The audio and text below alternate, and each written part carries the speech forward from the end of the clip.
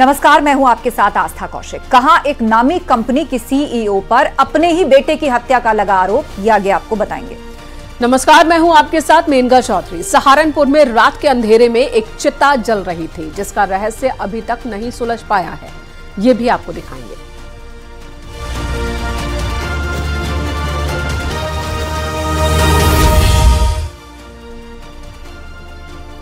गोवा से एक बेहद सनसनीखेज खबर आई है। यहां एक मां पर अपने 4 साल के बेटे की हत्या का संगीन आरोप लगा है। फिलहाल पुलिस ने महिला को गिरफ्तार कर लिया। ये रिपोर्ट देखिए।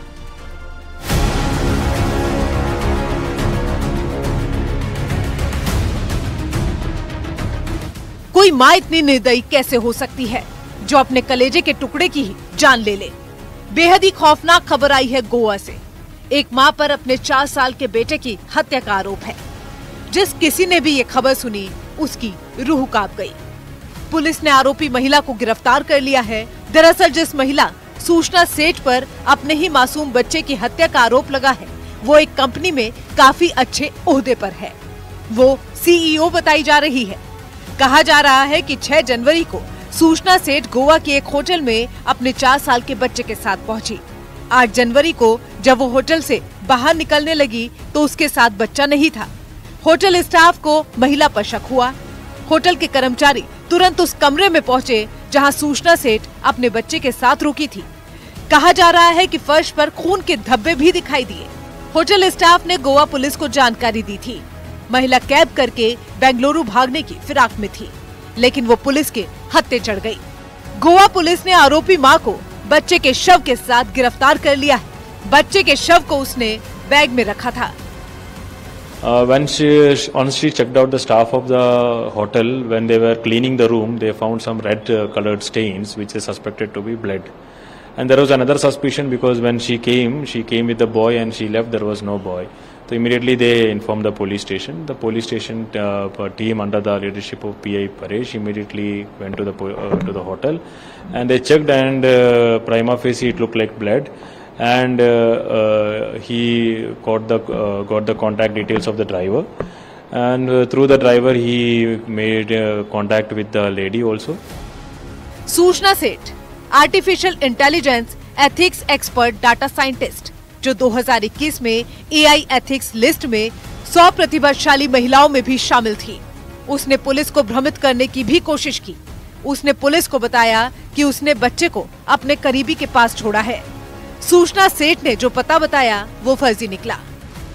And asked about the whereabouts about the boy, and when she said the boy has been asked to stay with one of her friends in Madgaon. So Paresh insisted for the details of the address of the place where the boy has been asked to stay. So she gave a address which was verified by PI Fathoda, and when PI Fathoda was asked to verify, when PI Fathoda went to verify that address was found to be fake. कहा जा रहा है कि सूचना सेठ की शादी साल 2010 में हुई। 2019 में बेटे का जन्म हुआ। साल 2020 में उसका अपने पति से तलाक हो जाता है। कोर्ट ने कहा था कि हर हफ्ते रविवार को पिता बेटे से मिल सकता है। दावा है कि पति अपने बेटे से ना मिल पाए, इसलिए सूचना ने अपने बेटे की जान ले ली। फिलहाल पुलिस मामले की जांच पड़ताल में जुटी है। Bureau report, news 18।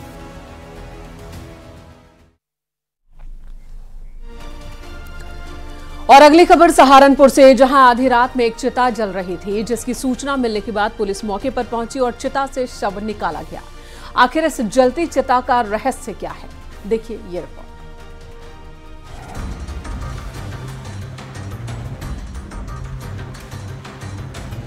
सहारनपुर में आधी रात को धू धू कर जल रही थी एक लाश। देखिए, यहाँ पर पड़े हुए हैं उपले, गोबर के उपले, और उनके ऊपर जल रही थी एक युवक की लाश। आधी रात को ये जलती चिता किसकी थी? लोगों की नजर जब यहाँ जलते शव पर पड़ी तो सनसनी फैल गई। फौरन पुलिस को मामले की जानकारी दी गई। आनन फानन में पुलिस मौके पर पहुंची। फायर ब्रिगेड की मदद से आग को बुझाया गया और शव को बाहर निकाल लिया गया। शव इतना जल चुका था कि पहचानना मुश्किल था। शव को पोस्टमार्टम के लिए भेज दिया गया है। पोस्टमार्टम रिपोर्ट से ये साफ होगा कि इस युवक की मौत कैसे हुई। क्या उसके शरीर पर चोट के निशान भी है या फिर पहले हत्या की गई, फिर लाश को आग के हवाले कर दिया गया। जिस जगह ये जलता हुआ शव मिला है वो जगह सुनसान है। यहाँ रात के वक्त कोई नहीं आता, लेकिन पुलिस आसपास रहने वालों से पूछताछ कर रही है ताकि इस शव के रहस्य का पता लगाया जा सके। पुलिस को शक है कि हो सकता है इस युवक की हत्या कहीं और की गई हो और शव को यहाँ लाकर जला दिया गया हो ताकि शव की पहचान न हो सके। तो वहाँ मौके पर पहुंचे, वहाँ पर दमकल की गाड़ी और पुलिस सरसावा थाने से पुलिस थी। तो वहाँ बिटोड़े से एक शव बरामद हुआ। अब ये जानकारी नहीं है कि किसका है और लेडीज है क्या है। अब पोस्टमार्टम के लिए रात भेज दिया था एसओ साहब ने। अब उसके बाद ही पता लगा कि भाई यहाँ क्या घटना हुई, कोई किसका शव था। आसपास पुलिस पार्टी ने रात्रि में ही सर्च ऑपरेशन किया, लेकिन कोई आसपास मिला नहीं। इस पर पुलिस ने शव को कब्जे में लेकर पोस्टमार्टम के लिए भिजवाया है और जो विधिक कार्यवाही है इसमें आगे की जा रही है। प्रयास किए जा रहे हैं कि शव की जल्द शिनाख्त हो और किस प्रकार वहां पहुंचा, कौन लोग थे जिन्होंने ये घटना की है, उनका गिरफ्तारी कर शीघ्र इस प्रकरण का अनावरण किया जाएगा। सभी थानों के रिकॉर्ड चेक किए जा रहे हैं। ये पता लगाया जा रहा है कि कहीं किसी की गुमशुदगी की रिपोर्ट दर्ज तो नहीं हुई। पुलिस के लिए इस केस को हल करना किसी चुनौती से कम नहीं है। न्यूज़ 18 के लिए सहारनपुर से देवेश त्यागी की रिपोर्ट। में समलैंगिक शादी का मामला सामने आया है। यहां दो लड़कियों ने आपस में शादी कर ली। दोनों पश्चिम बंगाल की बताई जा रही हैं। ये रिपोर्ट देखिए।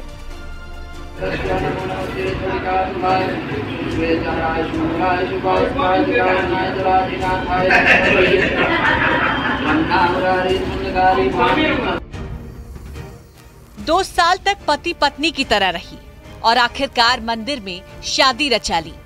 देवरिया से खबर सामने आई है। बात इन्हीं दोनों युवतियों की हो रही है जो अब विवाह के बंधन में बंध चुकी हैं।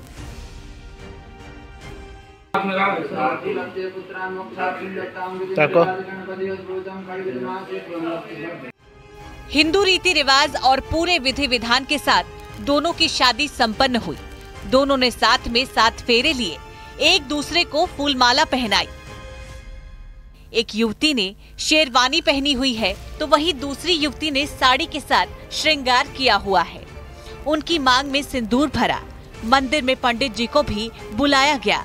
उनके मंत्रों उच्चारण और अग्नि को साक्षी मानते हुए दोनों एक दूसरे के हो गए।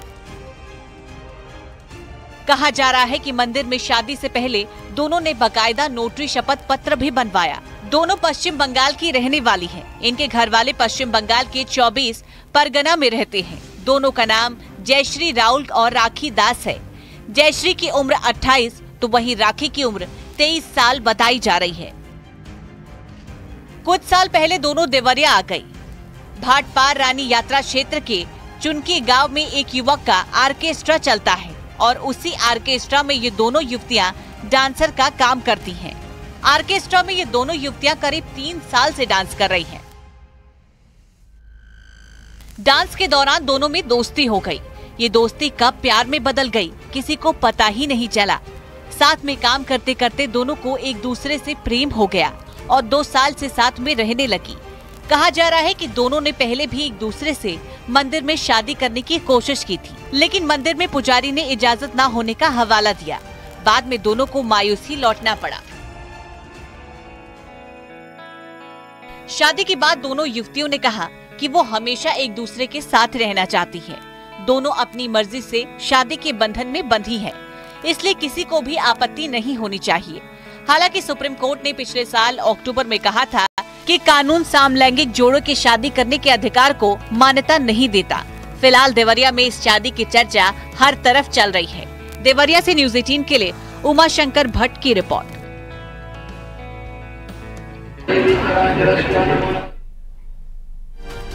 यहाँ रुकेंगे एक ब्रेक के लिए। खबरें लगातार जारी हैं।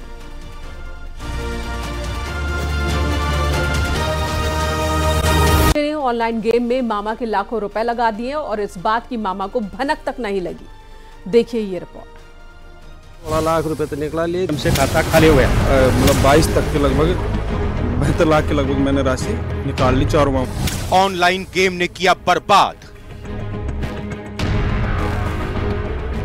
भांजे ने मामा को ठगा। ठगों से आप भी रहें सतर्क।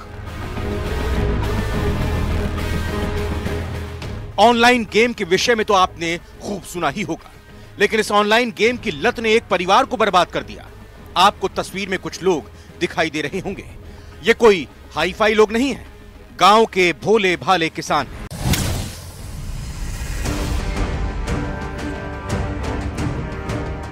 जिनके साथ इनके ही भांजे ने धोखा कर दिया। मामा को भरोसा ही नहीं हो रहा कि उनके अपने भांजे ने उनके साथ ऐसा कर दिया। माँ के वजह हमारे एटीएम से सुराग ले गया, वो एटीएम से उसने पैसे निकलाए। हमने हमारे बच्चे की शादी थी इसलिए हमने देखने गया था। आप चारों लोग मजदूरी करते? चारों आप भाई मजदूरी करते। नंबर से हमने खाता चेक कराया था, हमारा 4 रुपए का खाता साफ मिला। तो कितना पैसा होगा चारों का? चारों का पैसा हमारे 72,50,000 रुपए थे। इन पीड़ित लोगों का दुख आपने सुना है, जिनके साथ ठगी हुई है। पीड़ित किसान ने बताया कि दौसा के धनावड़ गांव के रहने वाले 4 भाइयों की जमीन दिल्ली मुंबई एक्सप्रेसवे में अधिग्रहण हुई थी। 2019 में चारों भाइयों को 1 करोड़ 10 लाख रुपए से ज्यादा का मुआवजा मिला। करीब 73 लाख रुपए की राशि उनके खाते में जमा थी, जिनमें से 72 लाख रुपए मामा और 2.5 लाख रुपए मामा की लड़की के खाते से धोखाधड़ी करके निकाल लिए। भांजे ने मामा के एटीएम चुराकर और अपने मोबाइल में फोन पे चलाकर ये ठगी की। 3 साल में उसने 4 खातों से 75 लाख रुपए निकाल लिए। मामाओं के 72 लाख रुपए समेत कुल 1 करोड़ 91 लाख रुपए वो ऑनलाइन विंडो गेम में हार गया।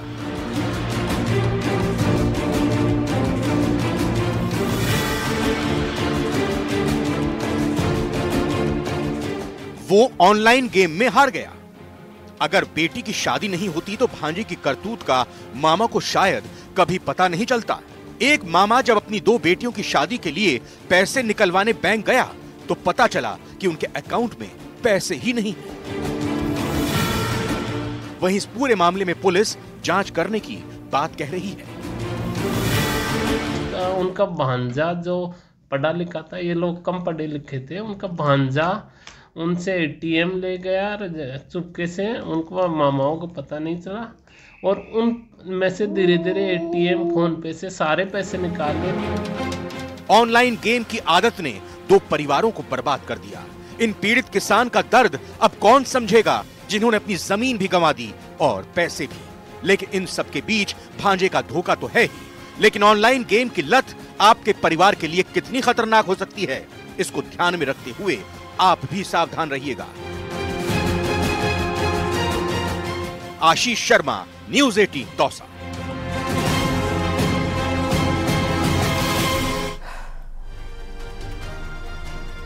गाजियाबाद में नगर निगम बोर्ड की बैठक में बीजेपी पार्षद और मेयर के बीच नोकझोंक हुई। वार्ड 60 से बीजेपी पार्षद सचिन डागर ने भ्रष्टाचार का आरोप लगाया। पार्षद ने 30 लाख रुपए के भ्रष्टाचार का आरोप लगाया। इसके बाद तिलमिलाई मेयर ने पार्षद को नसीहत दी। नोकझोंक का वीडियो सोशल मीडिया पर वायरल हो रहा है। आप उतना करिए, ज्यादा मत करिए। में से थोड़ी दी जाएगी तो पार्क में से किसने दे दिया? उन्होंने ले ली पार्क में से। मैंने आपका तो नाम ही नहीं लिया कहीं भी। नहीं वो 30 लाख रुपए की किस आपका नाम लिया 30 लाख में मैंने। नहीं सुनो बेटा, गर्दन अलग कर दूंगी। नाम मेरा ऐसा 30 लाख कैसे रिकॉर्ड हो रहा है? हो जाए रिकॉर्ड कर लीजिए। किसने दे दिए वो बताए तो सही, किसे दे दिए 30 लाख वो बताएंगे। अगर मेरे किसी अधिकारी को दे दिए तो सस्पेंड होगा, ये मैं कह रही हूँ। इधर महाराजगंज में केंद्रीय वित्त राज्य मंत्री पंकज चौधरी विकसित भारत संकल्प यात्रा कार्यक्रम में शामिल हुए। यात्रा के दौरान सरकार की योजनाओं के लाभार्थियों को प्रमाण पत्र, आयुष्मान कार्ड और आवास योजना के तहत घर की चाबी बांटी। जनसभा को संबोधित करते हुए उन्होंने कहा कि प्रधानमंत्री नरेंद्र मोदी के नेतृत्व में महिलाएं सशक्त हो रही हैं। आज महिलाएं खुद आगे आकर नए नए कीर्तिमान स्थापित कर रही हैं।